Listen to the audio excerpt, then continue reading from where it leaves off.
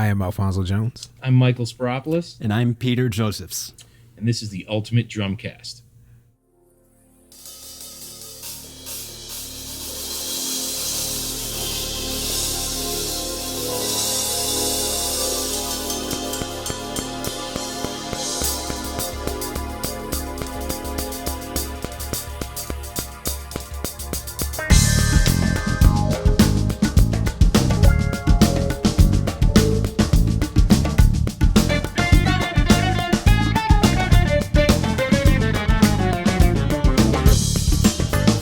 An Arrival song by Russ Miller. What can you say about Russ Miller? You know, not necessarily the biggest known name, you know, outside of the music industry. If you're in the music industry and you're into drums and you're into all that, he's well known because he's played on, you know, virtually everything without you knowing. You know, from Nelly Furtado, he was Psychedelic Furs. He was actually the drummer in that band for a long time. Really rare that a drummer starts out in a huge popular band, right, that band fades out and they still go on to be, you know, one of the most respected and, you know, biggest working musicians in the world. And an incredibly intelligent guy, actually. I got to meet Russ when we first opened up the shop because Mapex offered to fly one of us out to Nashville to talk about their drums, their new, you know, Black Panther, their Versatis line. Yes. I drew the lucky straw, so I went off, and I'll tell you what, man. You know, I was happy to go to Nashville. You know, it's a great get place. away. It was a beautiful time. Yes. It's like, oh, cool. You know, quick little paid weekend out in Nashville. And when we were going off to, you know, this place, which was this recording studio, it was a beautiful place. It was in Spartanburg. When we were heading on our way over there, I was just going, man, I just can't wait for this to be over. I wish it was already done. I don't. Because, you know, I don't really get too interested in bearing edges and all that stuff. It's just let me hear the drum. I like it. So I was kind of loathing the idea. We walked in, you know, so it was a beautiful place, saw the drums and all this stuff. And Russ Miller came out. And I really wasn't that familiar with Russ, to be honest with you. I knew him, obviously, knew who he was. But, you know, never really heard his playing, didn't know, you know, too much about him. So he starts talking about the Black Panther and the Versatis drums, all this stuff. And I got to say, it was a fascinating hour of him talking. Right. I, in the beginning, like I said, was just dreading the thought. And he's a mad genius. I mean, he's a madman. He's freaking crazy. He when it comes to drums. There was not a detail in you know, the drums they were talking about, these Black Panthers, that they didn't leave out. And just his true knowledge. And it was real knowledge. It wasn't like, you know, oh, a bearing edge does this, do that. This guy, the minute he started speaking, you knew you were speaking to like an Einstein of drums, a mad genius that just would keep going and truly, truly wanted and wants to produce the finest sonic instrument you can make. And it was so rare, you know. He explained in what they did with the drums, like with what Mapex did in those in their Black Panther and their Versatis drums, like especially with those, they wanted to make drums. It was a different concept. It was really genius. Yeah. That, you know, he was a huge part of coming up with, was making, instead of making a drum and saying, well, this is mahogany and maple, these many plies, this deep and this and that. What do you think? They said we wanted to go after a sound and create drums to sound a certain way, to have the flexibility, to have the tone, but be able to do it with Mapex for half the cost, which is a very interesting thing. But nonetheless, I guess that's sidetracking a little bit. Nonetheless, he knew every single thing about drums. I learned so much in that hour. I'll admit the last 15 minutes, I didn't want to get the hell out of there. I was like, okay, enough. Give me that donut. Get me home. But up until that point, I even played my back hurt. It was real funny. I got up to like sneak into the bathroom. I didn't have to go. And then in back, I came out. I stood in back. And a few of the, you know, Mapex, like the president was there, and they kind of looked. Even Russ for 1 minute, like glanced over and just saw me. And I just started like kind of, I don't have a bad back, but they all thought I had a horrible back. Because I'm sitting there like kind of, doing all the signs. Oh, I'm so stiff. You know, everybody in there is over 50, so they all get it, you know. Yeah. So, yeah. But anyway, it was really fascinating because, you know, when he explained things, you actually understood it because it went deeper than, you know, if you want a tougher sound, make a sharper bearing, you know, stuff that you read out of a book. So it was brilliant. And I'll tell you, then that evening we went to, I I forget which place, some jazz room. It was a pretty well-known place. I can't believe I'm forgetting the name, in Nashville, where, you know, like Rashid Williams was there too, Jeff Hamilton. So it was a really cool night, and they all played, and Russ played at the end. It was kind of funny. He went about 30 minutes over where he was supposed to, but it was really fantastic. I mean, there was this pianist that came up, and he was doing some stuff with the stand-up bass, and it was really just an incredible experience from watching this cat who's a brilliant musician, but really learning, like, honestly, and how do you explain it? It's just like you're watching a genius, whatever he's talking about. Like, you know, just the second he starts speaking that, like, this is coming from a source or something. You could just almost see the wisdom, you know, in his eyes. So it was an incredible experience, and, you know, a nice guy and an amazing player. And these songs he plays are insanely difficult. Yeah. You know, I don't know why I try to do them. I like to lock myself in a room and lose more hair. And, you know, you're really doing yourself a number learning those. I don't know why you do that to yourself, man. You should just groove away. I'm a gluttonous for punish. I'm the gluttonous for punishment. I mean, you just like to be stretched, and there's nothing wrong with that. Hey, that's it. You know, it's fun, right? You got to pat. You can't. It gets boring after a while, right? Yeah. Got to kick yourself, then you go, hey. So anyway, what do you think? I believe that I actually saw the same presentation you did about 5 months later.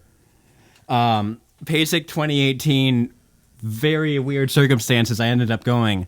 I passed up watching the Nate Smith Clinic so I could watch the new Black Panther Design Lab presentation with Russ Miller and Jeff Hamilton. Yeah, then that was it. Yeah, I mean, he went through that whole 9 yards. I got talked into that by my buddy, and I still don't know whether or not I want to see Nate Smith more. But that was a tough decision. You know what? I mean, it's a very tough decision. But Russ, you cannot say enough about, like, they passed around the mounting plate, and it was like a weapon of war because no one knew what the hell they were holding. Right.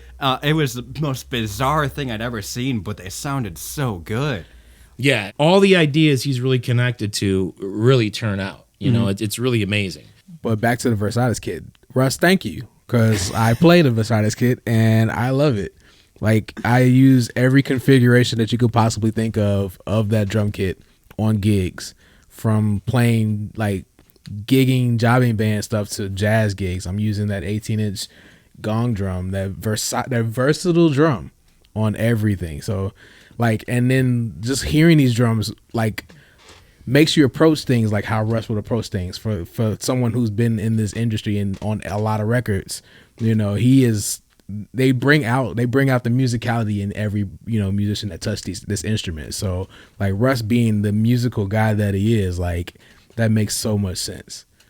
You know, and another one of the things is, like, you know, his musicality, his ability to just adjust and adapt and play all styles of music. I know that's something you really have noticed. Yeah, and it allows him to be that working guy that we talked about earlier, from going from a band to just in demand working, from not just records but to movie scores. Like, he is on, like, movies. Like, how many drummers can you say, like, I played on? Oh, you're watching Superman.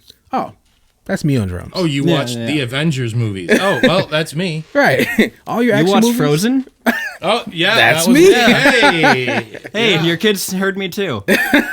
So you know who I am. He's the most known unknown drummer. He's like the tomb of the unknown soldier. You know, and this is probably the biggest thing which we tend to touch on a lot, is the point of the musicality, the musicianship, and listening and doing that. Because, you know, like, that's the reason he works as much as he does. That's the reason he is the player he is, because it's about music.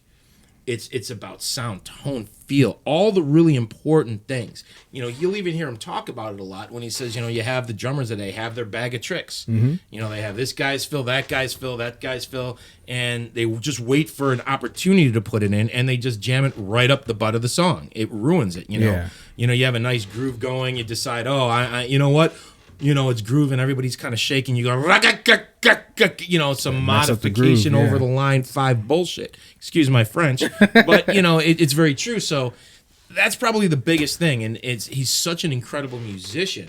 And it gives you, and, you know, it's hard to understand and to be able to truly speak in different styles of music. Yeah. You know, because you really have to know it. You can tell when somebody is a true swing player and somebody's just jobbing it. Right. You know, it's a huge difference in pretty much everything.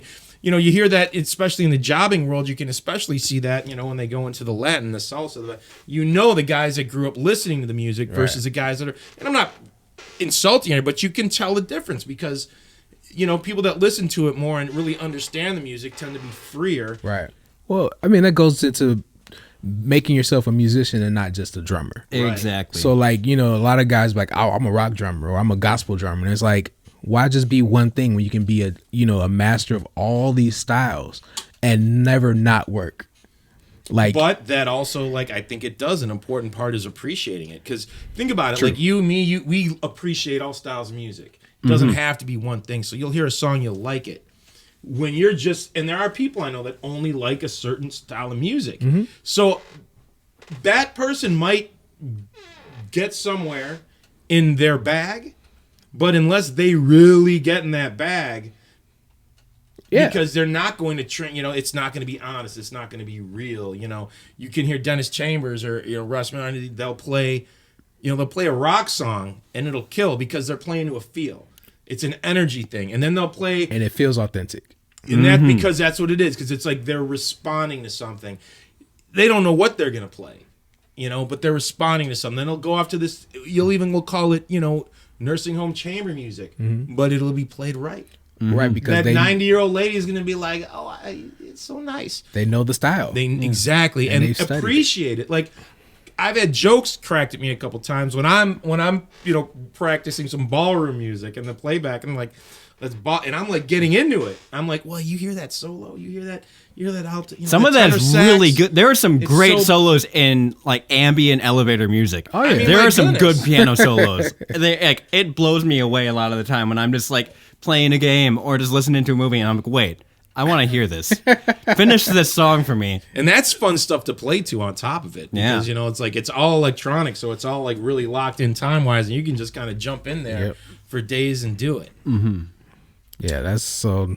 Let's be as musical as all of these guys that we talked about, you know, and just not lock yourself into one thing.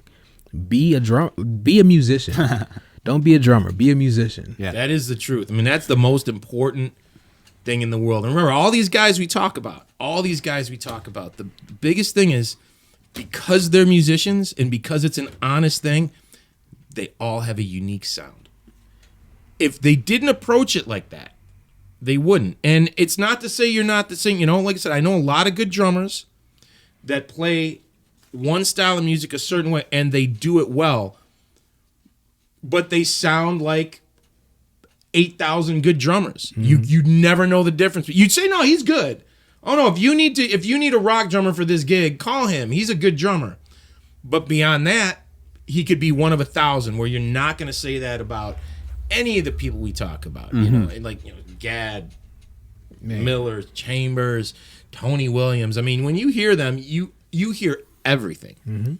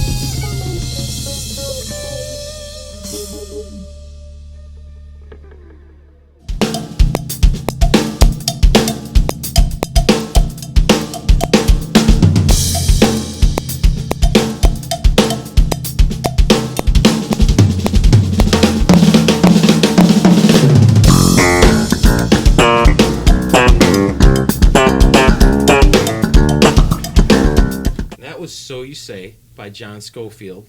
Dennis Chambers on drums. Played wonderfully by Alphonso Jones. If you couldn't tell, Dennis Chambers was one of Alfonso's biggest influences. Hugest. Really all of ours, but especially Alfonso. He's got some great stories he could tell us about this. Man, my love of Dennis actually started on the day my band director was out sick.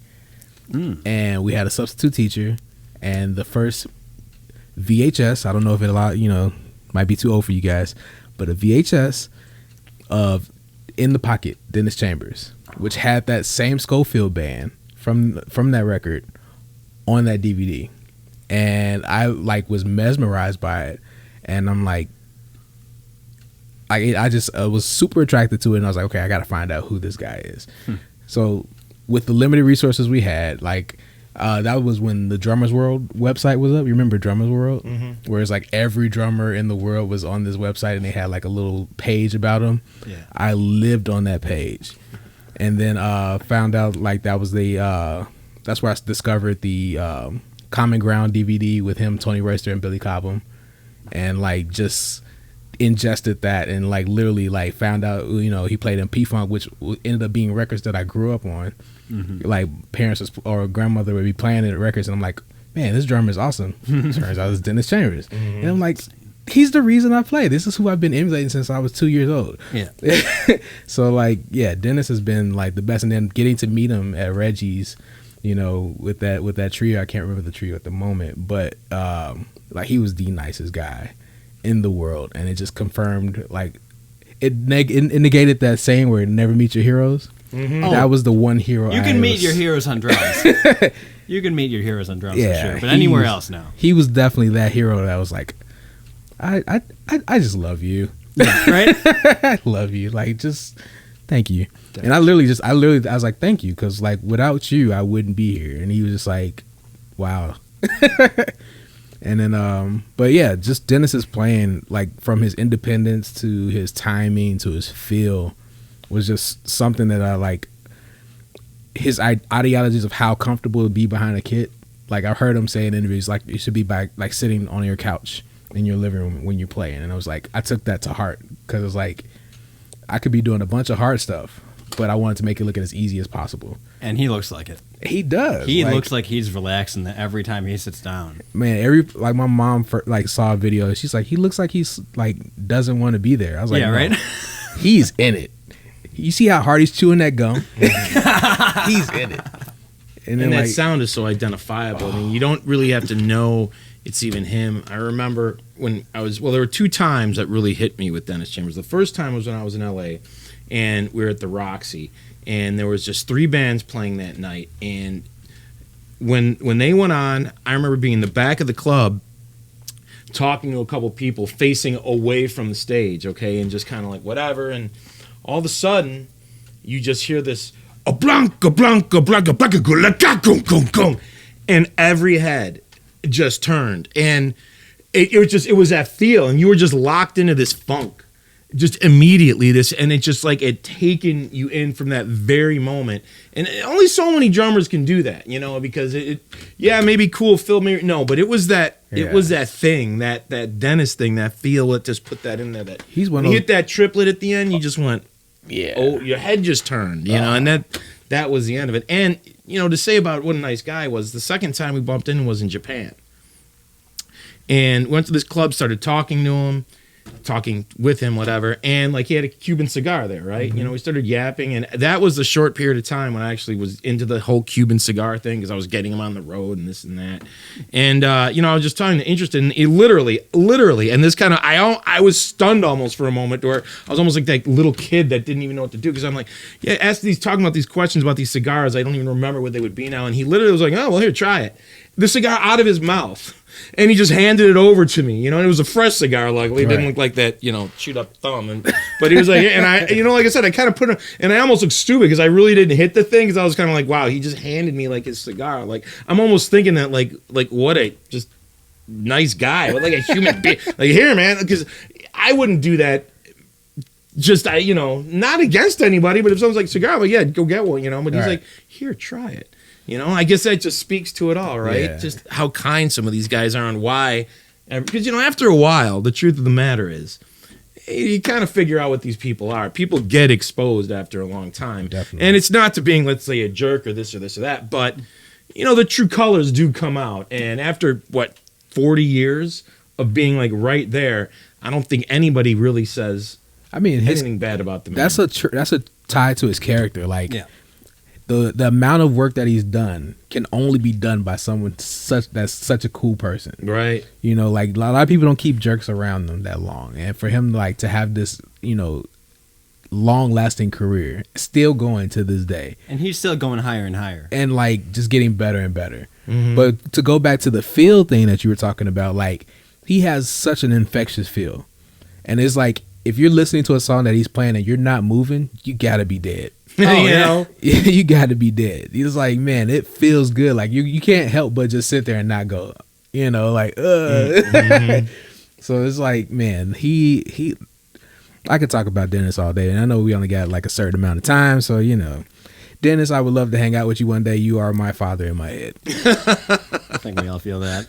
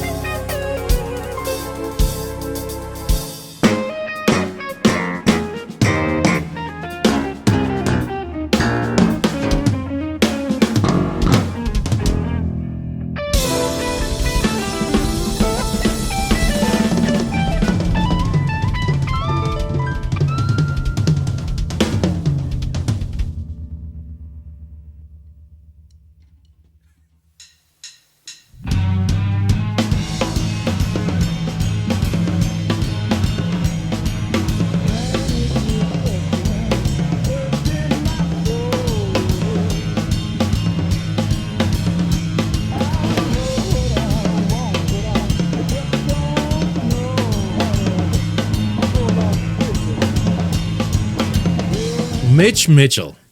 What can you really say? Legendary. Jimi Hendrix. Not much more to say beyond that other than wow. I mean, Mitch, he kind of, I always think of him as one of the forefathers of real rock drumming because he was a very important transition between swing and then backbeat rock drumming. Yeah. And he is a very key middle ground in there because he is not a straight 2-4 player. Not at all. He's always got a little bit of swing going on. And all of his fills are just like, they sound straight out of a big band. He's one of the drummers that I know can make quarter notes feel really, really good. Yeah. Where he's just playing just downbeats, doom, doom, and it feels good. It feels great. And he's not playing a lot. Like, that is the most feel-based drummer that I know of. Mm-hmm. Because if Jimmy can just like do his thing over quarter notes, we're not going to talk about the conditions they were in. Oh, yeah. But, it felt good.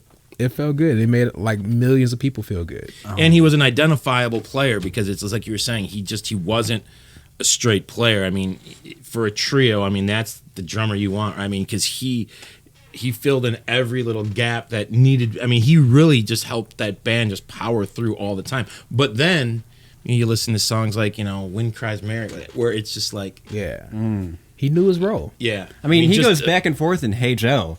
He goes back and forth just from grooving to like just going absolutely crazy. And he just goes to and from that. And all of his playing is just a spectrum of that. Yep.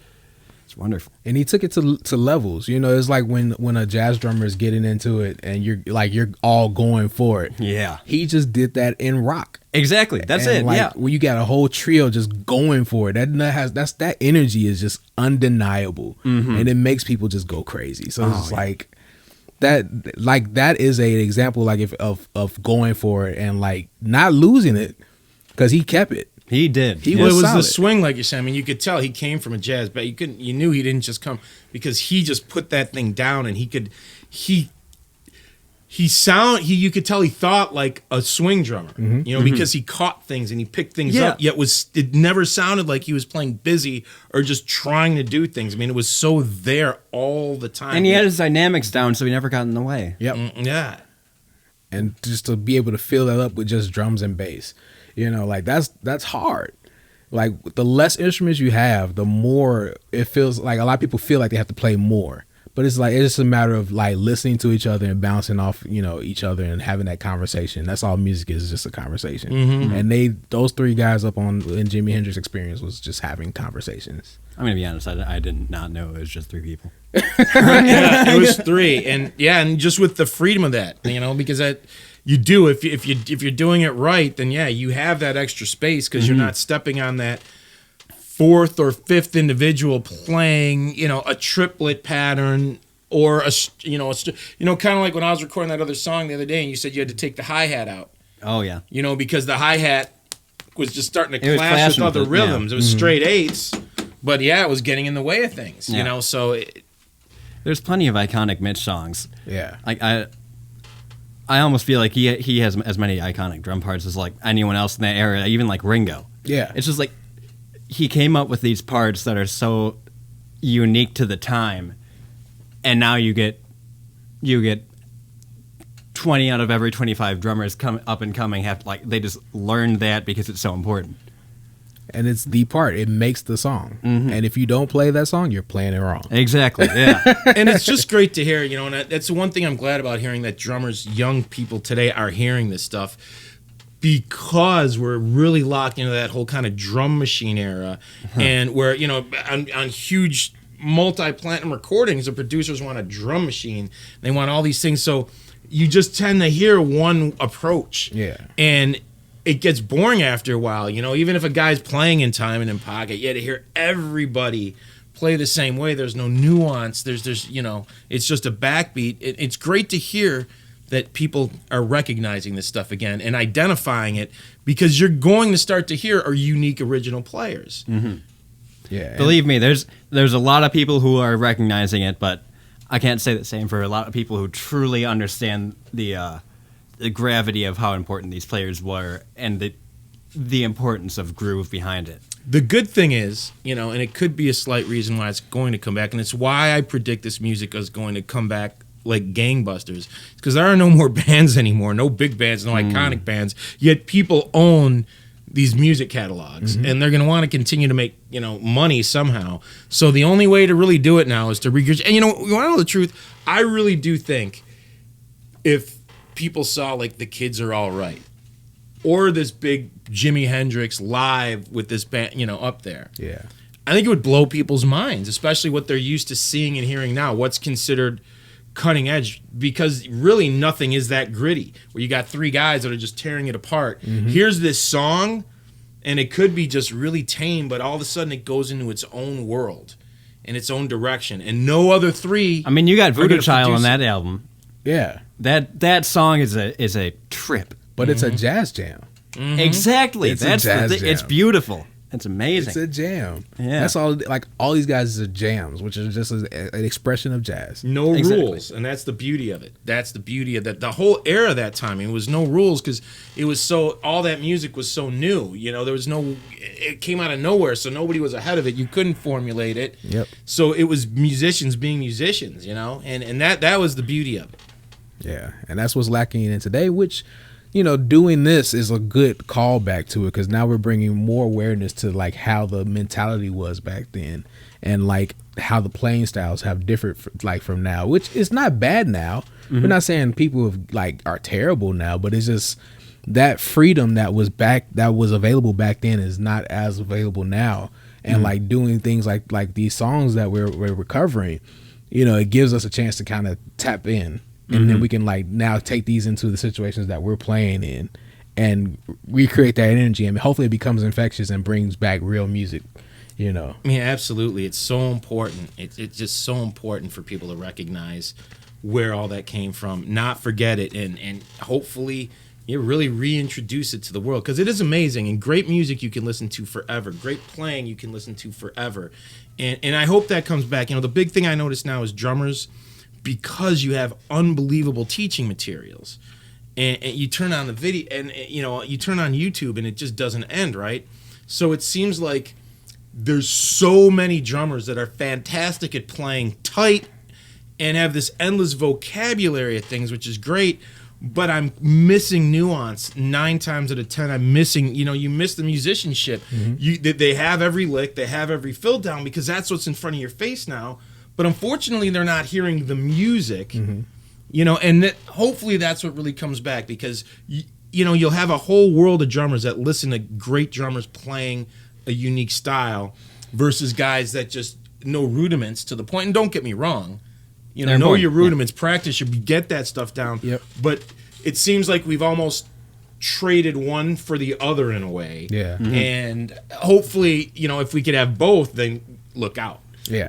Have this huge musical vocabulary from listening to music for 20 years, and then have this unbelievable instructional library from everybody. I mean, look out, right? And it goes back to and it'll take discipline to when to utilize those vocabularies that you're acquiring, which Mike Mitchell had a vast vocabulary, and he knew when to use it. And that's what made his playing so legendary. Yeah.